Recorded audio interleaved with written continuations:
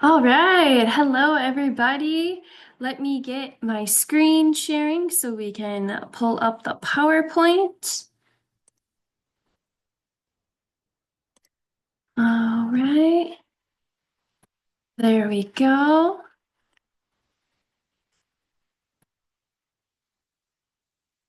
Okay. So, welcome everyone. This is my capstone project presentation for Research and Practice 3.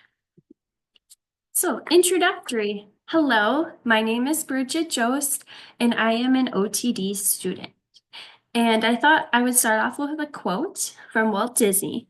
All our dreams can come true if we have the courage to pursue them. I thought this quote was very fitting for my lifetime dream in opening a sensory gym in the Madison area.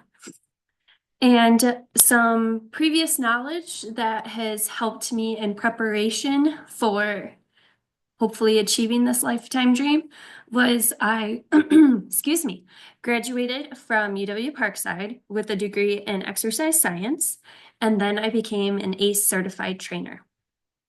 And the curriculum that I learned through my exercise science degree gave me some ideas of how to learn different exercises and physical activities that would be appropriate for the needs of children and then also children with disabilities.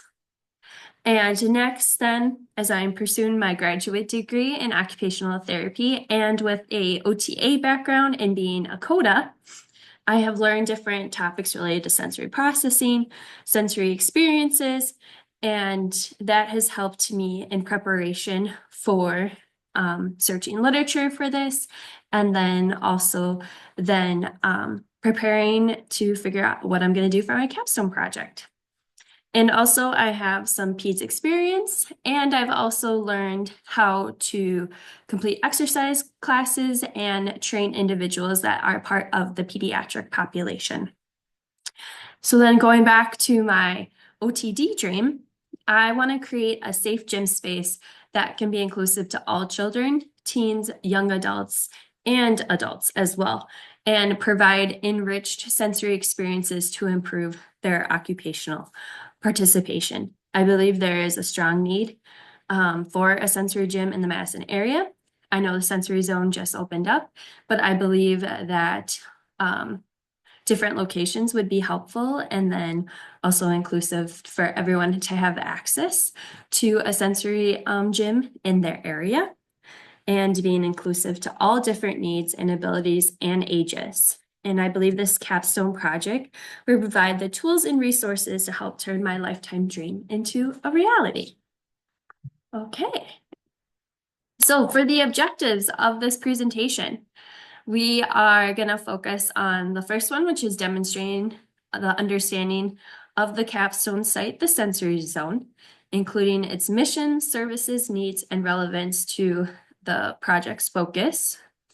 Identify the proposed mechanism of change and how it addresses the identified needs of the sensory zone. And then synthesizing key findings from the literature review and examining their relevance to the identified needs of the sensory zone.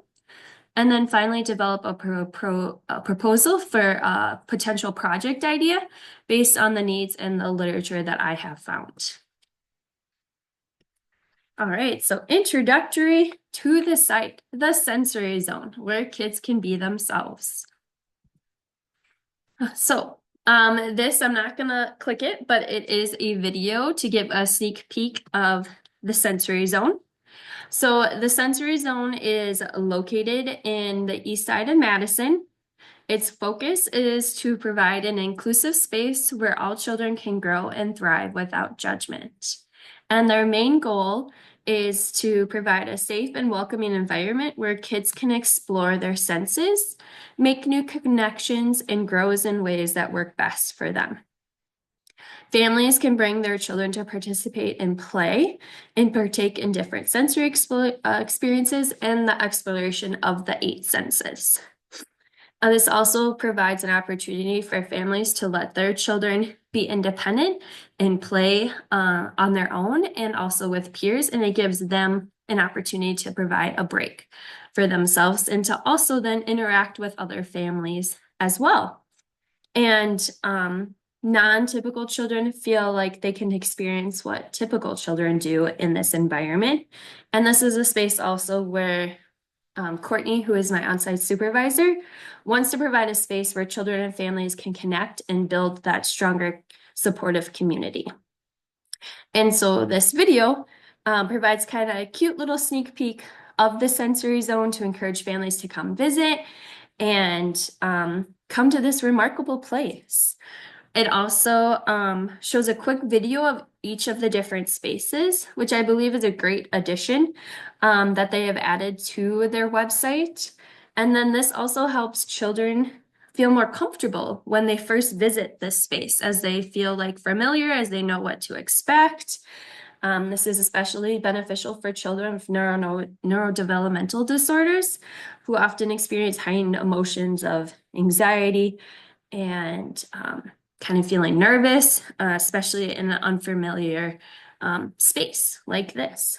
So I think this is a great opportunity for those children. All right, so the sensory zone. So there's many services that are offered. First off, there is the sensory gym, which is the huge space, which you will see in the first picture. There's also the different rooms that are attached to the gym, such as the calming room. That's a space where it's the lighting is dimmer. There's like these cool different lighting opportunities. There's also like bubble lamps. And then there's also like comfy chairs and different chairs that have different tactile like touch feeling things. And then the tactile room, which to go off of that, provides different tactile experiences. So there's different like rough, there's soft, all kind of different sensory experiences for children to enjoy. And then they also have the game room, which is kind of more focused for the older, the adolescents and the preteens. And then there's respite care that is offered here. I know that that is starting to grow a lot. They also do offer day camps. That's going to be coming up with summer just around the corner, providing camp opportunities for children that are part of respite. There's also after school programming. There's birthday labs. And then the sensory labs, which I've also hinted at in my other previous presentation, those are underway now, which is awesome. They have grown. There is so many different sensory labs that I was looking into at the website. But the most popular ones right now is slime time. So again, children can create their own slimes while exploring a rainbow of different colors, sniffing different scents, feeling different textures, and then just creating their own slime that could be individualized to their tactile and like different smells that they like. And then the glow party. So this is new. They actually are just going to be doing this, I think, this coming weekend. So it might be something I want to check out. So they have black light, which is awesome. And so it gives this their like play space and electrifying adventure for children. Kids can also get their face painted. They can have glow sticks. They can create just neon art. So I think they're going to have some black paint, and then kids can use the different colors. And then they also have these cool overhead lights that are shining. And so when children are playing in like the trampolines or the mosh pit, they'll have those cool lighting experiences. And then the last one, the flavor quest, is an exploration of different flavors. So people can mix and taste and discover new combinations. And every bite, they say, is an adventure. And sparking creativity and curiosity as they experience savory, sweet, and then also just some surprising flavors as well. And then there's the sensory kits, where again, there are different sensory experiences that children can explore. And there's a surprise. We don't know what are in the kits. All right, so for the sensory zone, as we see, there is many diagnoses. Again, it is inclusive to everyone, so everyone can go. So there are children that are typical as well, but some of the atypical diagnoses that are common there is autism, ADHD, sensory processing, executive functioning, anxiety, and then also disruptive mood disorders. Typically, the children that come to the sensory zone are 3 to 10 years old, mix of boys and girls, typical and non-typical, like I mentioned. And then a majority are white, Asian, Hispanic, and African American. So I met with Courtney, my on-site supervisor, in January of 2025. And then she's very energetic, she's optimistic, she's highly motivated and driven for her business to succeed. So I am super excited to be part of her team coming up at the Capstone site. And I think it's going to be a wonderful opportunity for the both of us in just growing and learning what we can do to make the sensory zone an even better place. So some desired goals and aspirations. So as I said, she has launched those sensory labs. That was her dream when I first interviewed her in January, and they are taking off. They become very popular. They do occur about 2 times a month. There's a full integration of them, different sensory experiences. There's also the take-home sensory kits, so she's trying to put two together. So the things also that they do in the sensory lab, they are more than welcome to take that home in addition to the sensory kits. So again, all these children have different sensory experiences. And then also providing that parent education and then being able to take all of these tools and then doing it within their home environment. Marketing. So that new website, she has launched it. It is up and running. This is to target kind of her new vision with the sensory zone and expansion of her sensory play through her sensory labs and kits. I think she really wants to reach the greater need in the Madison community by targeting a larger audience and increasing the number of families attending her space. The Imagination Town. So that she was expecting to open, but it still hasn't yet. It's still in construction, which is okay. So again, this is kind of her town where she envisions like mock of gas station, a bank, a hair salon, a dentist, a doctor's office. So then again, these children can explore these real life experiences in a controlled and safe environment. And then this helps prepare them again of what to expect in these different environments and helps desensitize them in preparation for a positive experience in the real world. And then again, she's really focused on broadening her program to expand to reach a larger population. So again, more adolescents, tweens, and teens, because right now a lot of it is on the younger children. And then to transition to our areas of improvement. So again, she's really transitioning to this bigger business, and she wants to find additional funding to support her continued expansion of her staff and program and services. She's trying to look for a grant writer. I'm not sure how that has been going. But it would be really beneficial for her to hire someone to help with funding opportunities to sponsor her Imagination Town and also the different sensory rooms and upgrades that go associated with that. And then also providing opportunities to sponsor through like business sponsorships or partnerships to provide funding for day passes for families that may have financial difficulties. And so she also was thinking of implementing these staff trainings. She's hired tons of employees recently. I haven't gotten an update if she's hired any more, but she said that her business would benefit from an all community staff training to further their education, especially from the help of like medical professionals who work with children specifically with special needs. And then these professionals can provide education and seminars where staff would learn important information using therapeutic practices, also working on like the occupation-based aspect with their children that they work with in particular. And then finally, the revamp of their spaces and taking this opportunity to update each of those with a fresh look with new equipment and different sensory experiences for children to explore, and also focusing on improving her outdoor space as well. Okay, so Miss Courtney's top needs. Um, so this is information that I have learned from her and that I feel like I could make an impact as well. So the programming, so professional development of the staff. So again, targeting like those life skills, learning how to do that through play with children, and then using those sensory-based experiences to support children's engagement at home, school, and in the community, and that occupations that are meaningful to them. The sensory lab workshop. So that is also where I'm kind of thinking with the sensory experiences and expanding with that. And then I'm excited to see how it goes with the mobile van this summer and taking those kits and different sensory experiences at like fairs or parks for children to experience.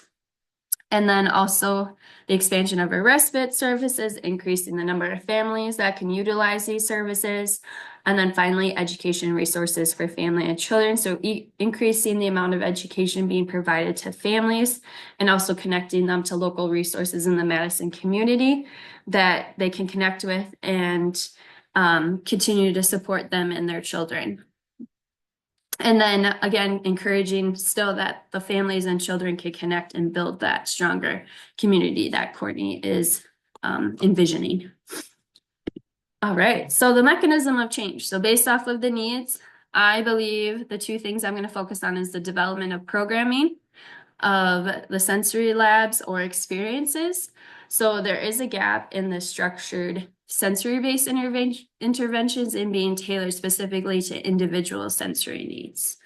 And so I believe providing education and group classes to children and their families at the sensory zone would be beneficial and appropriate for the clientele that are using services at the sensory zone.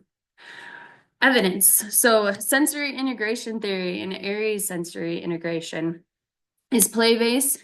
It has different, its activities are individualized and client-centered, and just the right challenges help organize sensory input from the environment and their bodies to support the development of adaptive responses, whether that be motor, cognitive, emotional, social, or behavioral. And then this kind of coincides with sensory modulation, which is a subset of sensory integration, and how the nervous system then regulates all that sensory input coming in and regulates it. So then again, the child then can respond in an appropriate way. And then that kind of ties into like the hyper or hypo reactivity to sensory input. So based off of the individualized program, figuring out what exactly will work for the child based on the hypo or hyporeactivity to different sensory input. And then the sensory integration, whether it be SIT or Aries, can improve a child's participation and quality of life. And then that way, all of this can be generalized to other environments, and then parents become educated on what sensory experiences are appropriate for their child, and then transitioning that into the home. So my intervention works because it provides children and their families with education and hands-on experience with sensory integration interventions, which leads to improved organization of sensory input from a child's body and environment and appropriate adaptive responses, ultimately resulting in enhanced occupational participation and quality of life. And then next, the development of professional education. So there is a gap, as I mentioned, in consistent training among staff members as they're fairly new and recent. So I thought it'd be beneficial again to provide that education piece and group trainings to staff members at the sensory zone. So currently there's inconsistency in their therapeutic practices. There's limited understanding of what exactly sensory processing is or different sensory strategies that are appropriate for the children, and also occupation-based activities that would transition to like daily life skills. And so they can gain clinical insight from the perspective of a skilled practitioner like an OT, and also utilizing then evidence-based practices. And also recognizing and responding in real time to receive like consistent and effective sensory input, and reduce like dysregulation in children that are having a difficult time, and then improving their engagement by figuring out what strategies are appropriate for them. And then just giving them an understanding of what sensory processing is and like why Courtney has built this sensory space in particular. And so this will help improve confidence and consistency in the staff, and then being more effective in supporting the children with different sensory needs that are in attendance of the sensory zone. And so I believe my intervention works if I provide staff with education and hands-on experience with sensory integration interventions, which leads to improved consistency in therapeutic practices by employees, ultimately resulting in improved engagement from all children with a diverse range of sensory needs and abilities at the sensory zone. All right, we're almost there, I promise. So the literature review. So my purpose of the literature review is to improve family and caregiver education regarding sensory integration and play for children of all abilities to explore and actively engage in multisensory play-based experiences at the sensory zone to improve their occupational performance and quality of life. All right, so for the literature review, you can see on the left side, I'll kind of give you detail exactly what I used and what I found. And then on the right side gives you kind of the databases that I use and the search strings and how many articles I found with each. So in total, there was 5 electronic databases that were used, and those are listed for you to see. 17 articles met inclusion criteria. They are a mix of qualitative, quantitative, and mixed methods, and also a variety of Sackett's level of evidence. I will say though, 13 articles are strong and moderate evidence, which I was surprised by. And there was only 4 articles. One was 2B, which was limited evidence, and 3 that were level 5, which according to Sackett is no level of evidence. And for the population, again, it was a variety of children and adults from 0 to around 21. Again, they all various ages, diagnoses, and abilities. And but the participants that were in all of the articles that I found are representative of the population at the sensory zone. So, all right, I think that is it. And again, some diagnoses, again, that were common, like at the sensory zone included autism, cerebral palsy, sensory processing deficits, ADHD, and others. So for the literature review, outcome measures. So these are the 3 top ones: occupational participation function, sensory processing, and adaptive behaviors. So there was an assortment of outcome measures used on the effectiveness of these different interventions, but again, all focused on children and young adult with diverse diagnoses. With the occupational participation and function outcome measures group, the GAS, or the Goal Attainment Scale, was used in 4 studies and measured children's occupational participation and personal goal attainment. So occupation-based, so ADLs, and social participation. For the sensory processing outcome measure, the sensory profile was the most common. This is an assessment of sensory capabilities and the effect it has on children's participation in daily life and functional performance. And then the adaptive behaviors. So that was used, the Vinland Adaptive Behavior Scale was used, again, the most out of all the studies. And this is measuring adaptive behaviors in children with diagnoses of autism, intellectual disability, developmental, and then other that are shown, you can see the little star. Other behavior assessments were more tailored to describe behaviors in children with autism.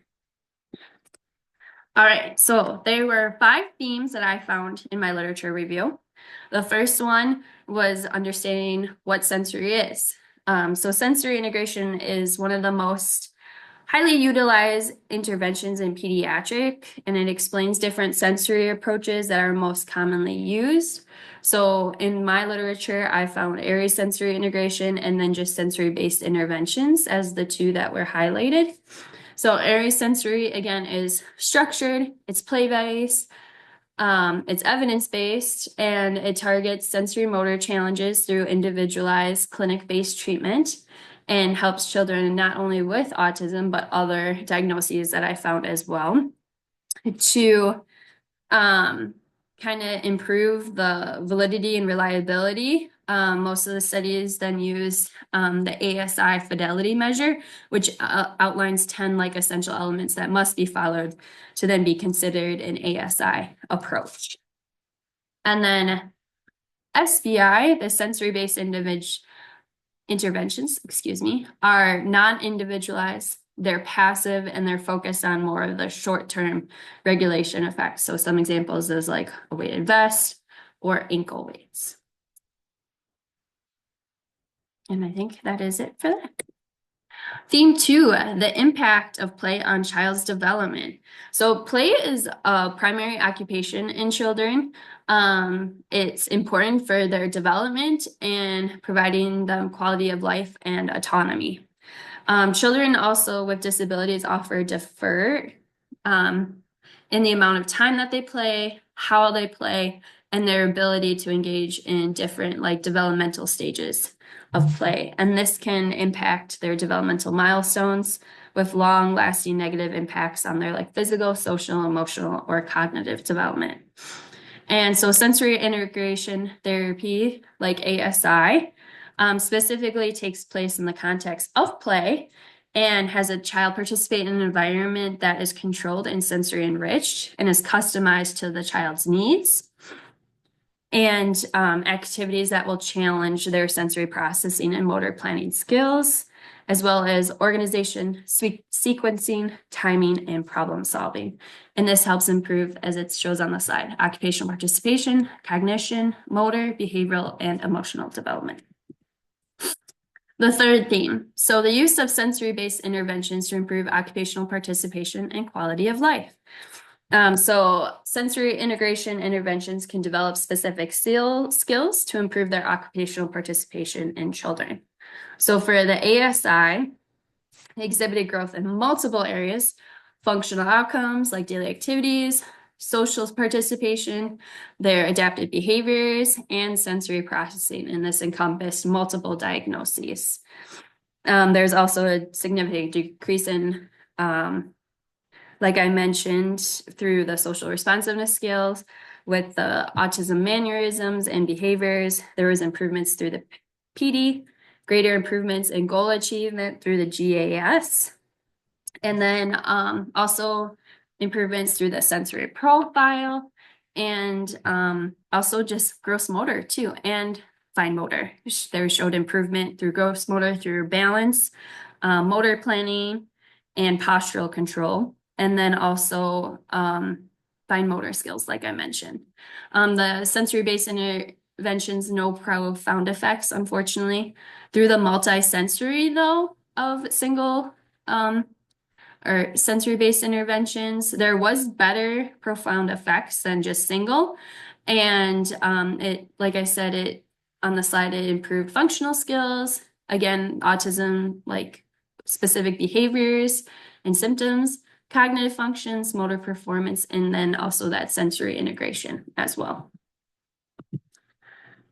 Theme 4, the effectiveness of multisensory environments. So multisensory environments are often called sensory rooms. They're widely used, specifically with children with autism, to offer controlled sensory stimulation that covers all sensory channels and yields a positive effect on specific sensory responses, including taste, smell, and touch, and then also sensory seeking behaviors in general. So the layout, simple layout is appropriate, also with transition rooms, so then that way children can have a space to transition to if they start to feel that sensory overload. And then predictability is important. Some equipment, different sensory modalities with the capability of calibrating their frequency, intensity and duration of the stimuli. Again, this can then be individualized to the child in response to like hypo or hyper reactivity to different sensory input. So this can prevent that overload. And then visual supports. This helps with navigating around the environment more independently, also telling the different functions for different spaces. Lighting, natural daylight is perceived to be the best for indoor and like neutral colored lighting. So overhead fluorescent lights and like below level windows and dark lighting and dark spaces are not preferred for these children.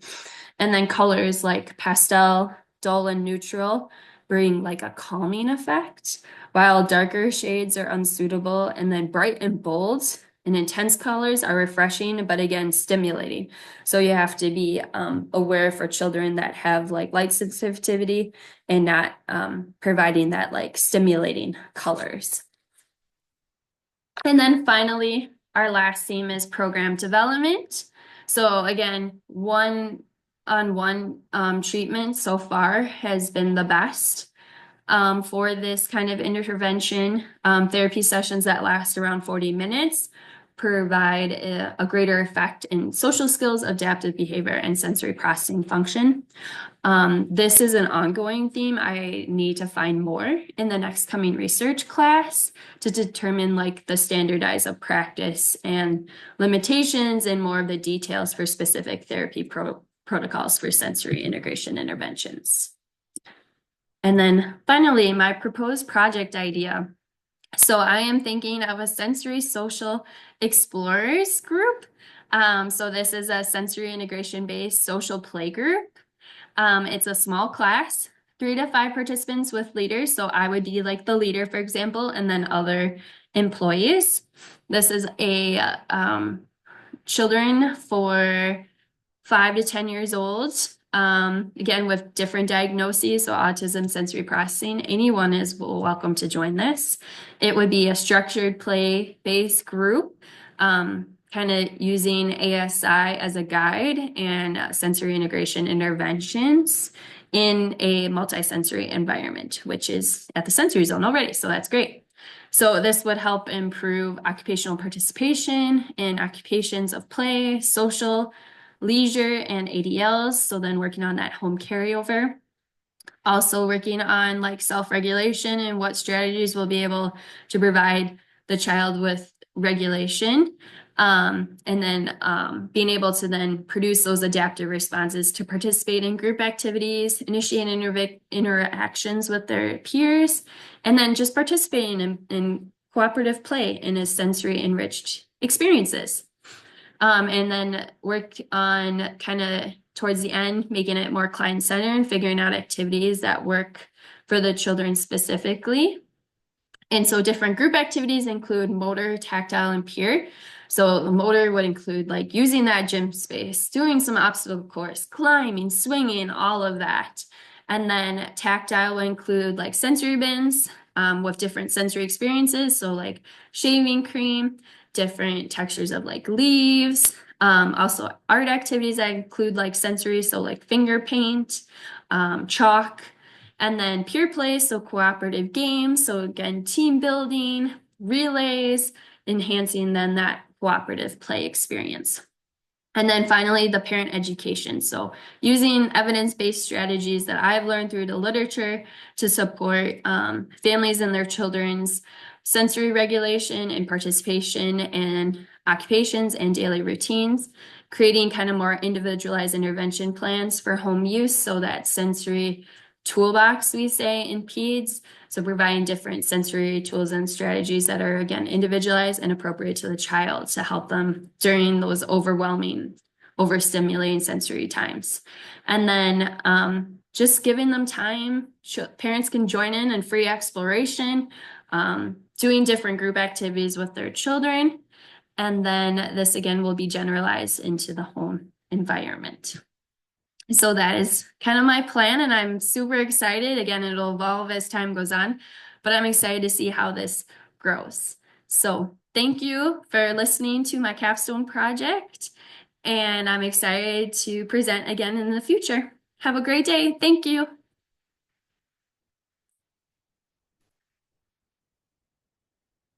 All right, sorry,